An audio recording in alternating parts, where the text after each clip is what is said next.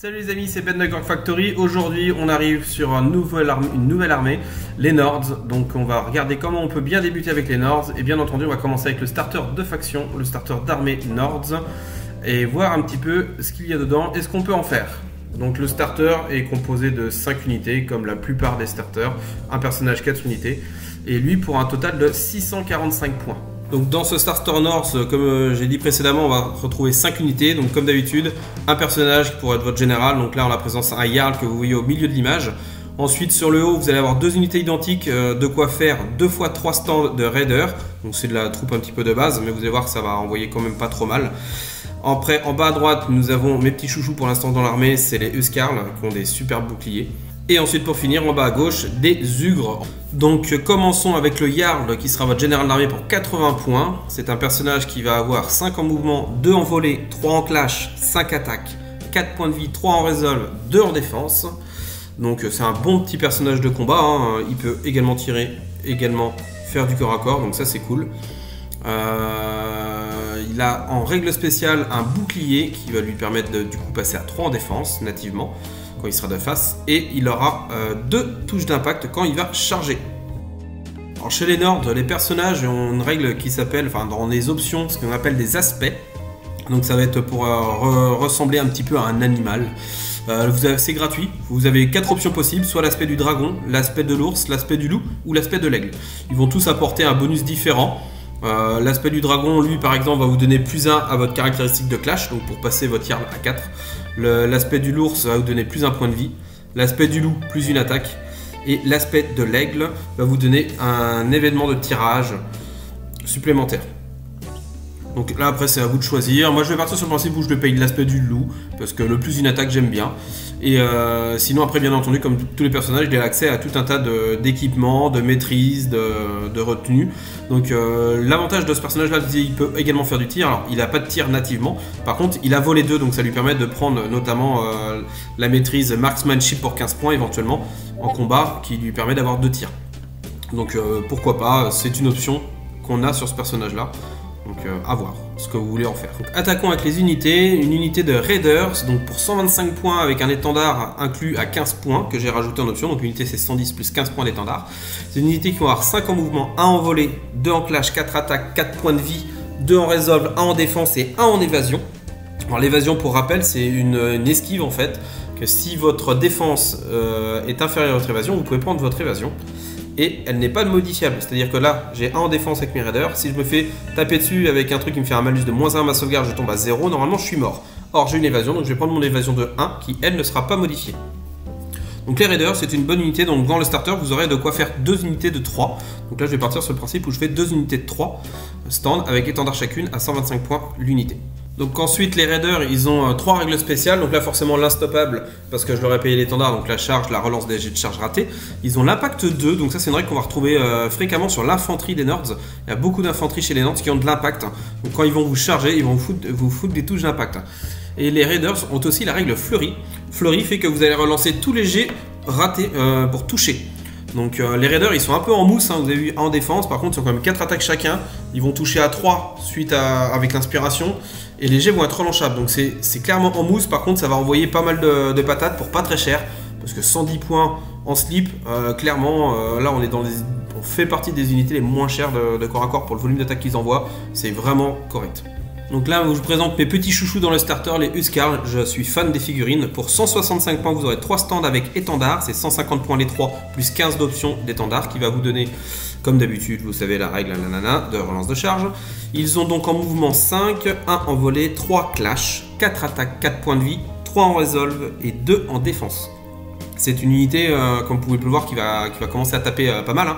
Donc ils n'ont pas de malus par contre, ils font aucun modificateur de sauvegarde, mais ils ont 3 en clash de base. Donc ils mettent 4 attaques par stand, donc ça fait 13 attaques au total avec le leader, à clash 3 de base. Avec l'inspiration, ça va faire 4 en clash, ça commence à faire pas mal. Plus, vous allez voir, ils ont plusieurs règles spéciales, donc à savoir le bouclier qui leur donne plus en défense, donc ça c'est toujours bien. Et les touches d'impact aussi, comme leurs confrères raiders, ils font 2 touches d'impact. À clash 3 cette fois-ci, Donc ils vont mettre des touches d'impact qui vont être plus faciles à toucher que leur raider. Donc ça c'est une bonne unité, ils ont un meilleur tanking et une très bonne résolution.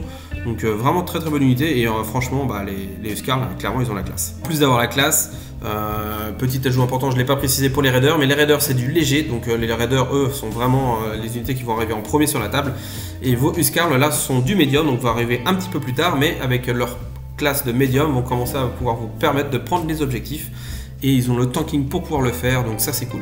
Et pour finir avec l'unité de brut qu'il y a dans le starter, les Ugres pour 150 points, les 3 stands, qui vont avoir 600 mouvements, 1 en volée, 3 en clash, 4 attaques, 5 points de vie, 3 en resolve, 2 en défense. Là on va commencer à taper dans le dur. Donc 3 clash, 600 mouvements, c'est mobile, ça tape dur, ça envoie pas mal d'attaques, ça encaisse grâce à leurs 5 points de vie, leur défense peut-être un petit peu faiblarde, mais bon, très bon moral quand même. Et ils ont des bonnes petites règles spé qui vont bien. Donc règle spéciale à savoir le Oblivious, c'est que en fait dès qu'ils vont faire des tests de morale, il va falloir qu'ils fassent 2 jets de morale ratés pour perdre un point de vie et non un seul. Normalement dès que vous ratez un test de morale, vous perdez un point de vie. Et bien eux il faudra faire 2 points de vie. Donc typiquement vous ratez 4 tests de morale, vous perdez 2 points de vie. Vous ratez 3 tests de morale, vous perdez qu'un point de vie. Ça fait qu'au moral vous allez tenir vachement plus longtemps. Ils ont le Cliff 2. Quand je vous ai dit qu'ils tapaient fort, ils tapent fort, donc moins 2 à la sauvegarde de l'adversaire. Le Fearless, c'est-à-dire qu'ils sont sans peur en gros, ils vont pas subir les malus donnés par la règle terrifiant. Et ils font 2 touches d'impact. Encore 2 touches d'impact par stand à Clash 3, nativement, donc des bonnes brutasses. Quand vous allez taper avec eux, 4 attaques par stand, donc 12 attaques à Clash 4 avec l'inspiration. Ça commence à envoyer du lourd, plus les 6 attaques d'impact si vous avez fait une charge juste avant. Donc potentiellement 19 attaques, 6 attaques à Clash 3 sans malus, et 12 attaques à Clash 4 avec moins 2, ça commence à cogner dur. Donc voici pour la présentation du contenu du starter et ce qu'on peut faire avec, du starter de faction pour les Nords. Donc maintenant, qu'est-ce qu'on peut prendre pour passer sur un format un petit peu plus confortable, qui est le format de 1000 points. Le starter c'est bien pour débuter, mais arriver à 1000 points, ça permet déjà qu'on va vraiment commencer à se faire plaisir. Donc pour arriver à 1000 points, voyons tout de suite ce qui est bien pour commencer. Et là il y a un autre starter qui apparaît comme évident en fait à l'heure actuelle. C'est le starter 2 joueurs, le nouveau starter 2 joueurs qui arrive, qui est en préco actuellement et qui arrive, où dedans vous allez avoir du Nords et du City-État. Il est clairement très intéressant de par son contenu tout simplement et par son prix. Alors bien entendu, il faut le prendre à 2, sauf si vous voulez jouer les City-État derrière, mais ça on en parlera dans une autre vidéo. Mais clairement, si vous voulez du Nords et que vous avez un pote qui veut le City-État ou vous le remettez avant derrière la partie City-État, ça vous fait vraiment énormément de points pour un prix, une somme modique quoi, clairement. Donc voyons voir un petit peu ce qu'il y a dans le contenu du starter 2 joueurs pour la partie Nords. Donc voici le contenu du starter 2 joueurs. Donc vous avez une partie City-État, donc on ne parlera pas aujourd'hui, on en parlera plus tard dans une vidéo qui sera dédiée au starter pour comment bien débuter avec un copain. Là, la partie Nords nous intéresse parce que bon, le starter est quand même bien garni comme souvent pour les starters de démarrage. Donc là, pour la partie Nords, vous allez avoir en bas à gauche un Cunning Gear qui est en plus unique, c'est-à-dire que vous ne pourrez pas l'avoir autrement que dans le starter. Ils ont fait 2 figurines exclusives, en fait les 2 personnages qui sont dedans sont exclusifs. Donc un Cunning Gear exclusif dans la boîte, avec une unité de 3 Boshuzen, qui est juste au-dessus, une unité de tireur, une très très bonne unité de tir. Une unité de 3 Huskar, après avec les boucliers derrière, et un Montagne Jotnar, un géant des montagnes pour les Nords. Donc tout ça pour un total de 660 points. Donc c'est ce que je vous disais, le contenu est quand même super intéressant. Si vous le prenez à 2, le starter est à 179,90, donc on l'a rendu, on n'est pas au centime près, 180 €. Ça vous fait 90 € hors petite réduction que vous pourriez avoir en boutique. Donc 90 € pour avoir quand même un Jotnar, 3 Huskar et 3 Boshuzen pour 660 points, c'est juste énorme. Donc ça va vous permettre de constituer une seconde warband qui sera dirigée par un Cunning Gear à 120 points. Donc ça c'est sans équipement bien entendu, hein, il a toujours accès à tout un tas d'équipements. Une unité de 3 Huskar à 150 avec étendard, une unité de 3 Boshuzen à 220 points et un Jotnar, un géant en lourd à 170 points. Alors là modulo les Huskar parce que là forcément vous n'êtes pas obligé de les jouer en unité supplémentaire, vous pourrez très bien aussi vous en servir pour tout simplement compléter votre unité de départ. Donc ça après c'est un choix, soit vous faites une deuxième unité, ou soit vous faites un gros pack de 6 avec les 3 Huskar que vous aviez déjà dans le starter. Donc le Cunning Gear pour 120 points l'unité. Il va être un personnage qui va avoir 5 en mouvement, 2 en volet, 4 en clash, 6 attaques, 5 points de vie 4 en résolve, 2 en défense et 2 en esquive. Il n'a aucune règle spéciale, si ce n'est qu'il peut être pris en choix unique. C'est-à-dire que vous ne pouvez pas avoir plusieurs Cunning Gear dans votre armée. Vous êtes limité à un seul Cunning Gear par armée. Donc il a quand même 6 attaques. Pour rappel, il a accès aux aspects comme tous les personnages Nords. Donc vous pouvez prendre l'aspect du loup par exemple pour avoir plus d'une attaque. Et là on fait un perso qui a 4 en clash de base, hein. C'est énorme le 4 en clash.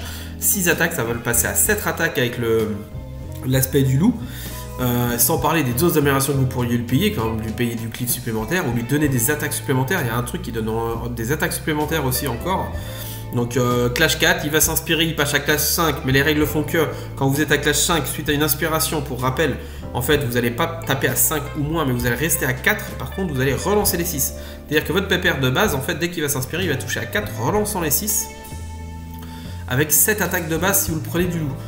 Ça commence à envoyer quand même, hein. Alors oui, il n'a pas de cleave, maintenant il envoie quand même pas mal d'attaques, hein. Donc bon petit personnage, et il vous débloque surtout tous les géants. Donc mes chouchous les Huskers, je vais pas revenir sur leurs règles, mais là clairement vous allez être sur un format à 1300 points en prenant ces 2 starters.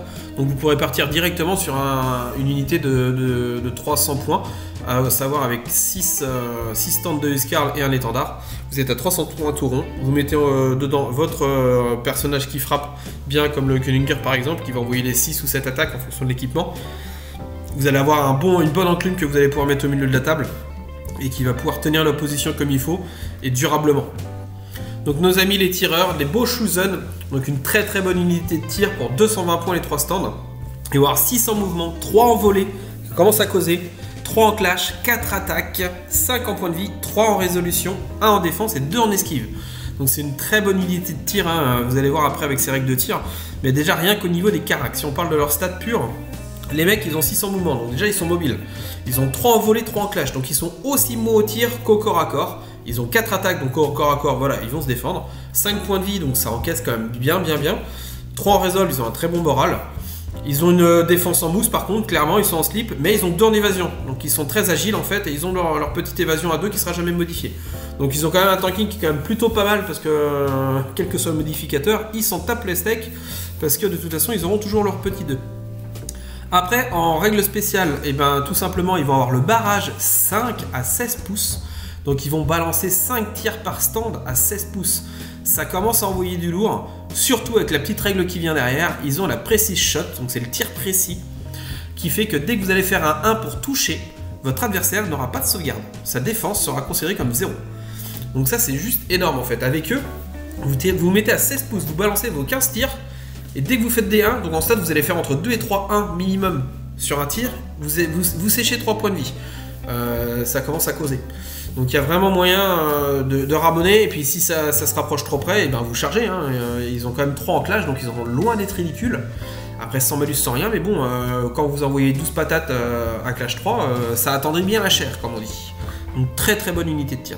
Et pour finir ce starter, ce contenu de starter, on va passer sur le tape qui dure de Montagne Jotnar, le géant des montagnes à 170 points.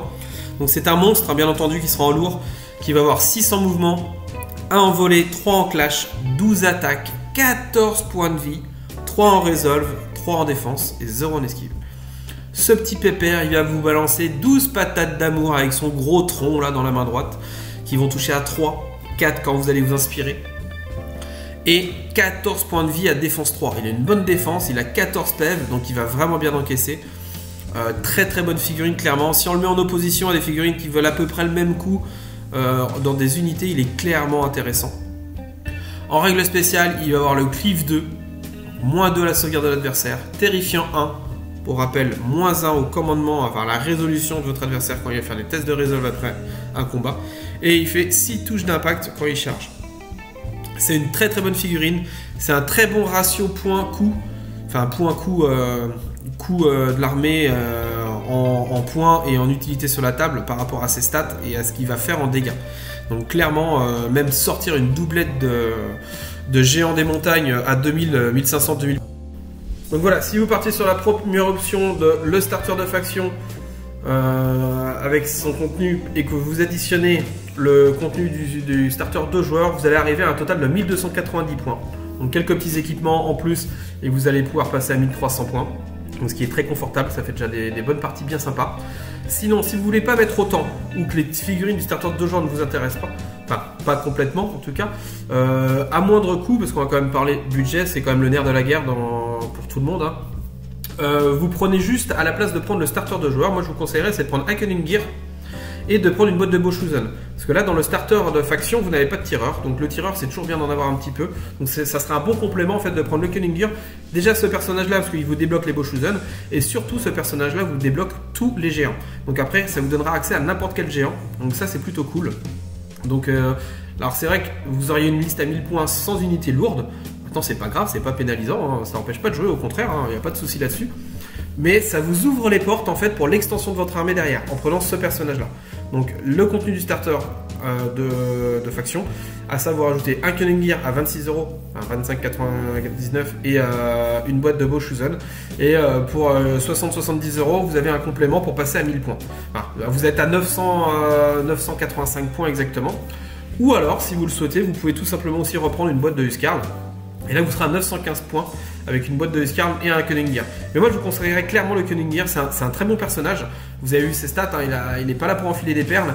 Et il vous débloque surtout des choix intéressants par rapport au personnage qu'il y a dans le starter de faction. Donc, j'espère que cette vidéo vous a plu. N'hésitez pas à vous abonner, à mettre des petits pouces comme on dit tout le monde, et si vous avez besoin d'informations n'hésitez pas à me contacter. Si vous souhaitez me soutenir et subventionner la chaîne, et ben moi je vous invite à aller voir mon site gorgfactory.com. Le site me permet en fait, la totalité des bénéfices du site sont reversés dans l'investissement de la chaîne, dans le matériel, dans les figurines, dans la peinture, donc voilà, tout simplement. Je vous invite à aller acheter un petit coup d'œil, et puis je vous dis à plus pour de nouvelles aventures.